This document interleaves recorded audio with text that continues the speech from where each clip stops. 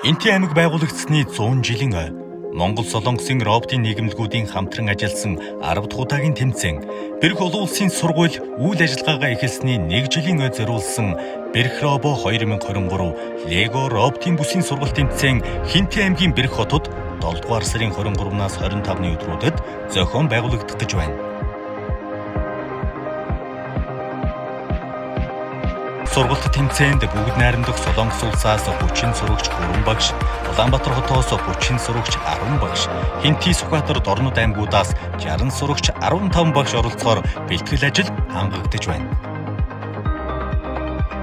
10 гаруй жилийн түүхтэй Монробт тэмцээн нь 2011 оноос эхлэн Улаанбаатар, Хөвсгөл, Өмнөговь, Орхон, Дархан ул аймагуд болон Хамбогд суманд амжилттай зохион байгуулагдсан түүхтэй бөгөөд энэ удаад Хинти аймгийн Бэрх хотод зохион байгуулагдах гэж байгаа тул та бүхнийг хүрэлцэн ирж үзэж сонирхохыг урьж байна. Бэрх робо 2023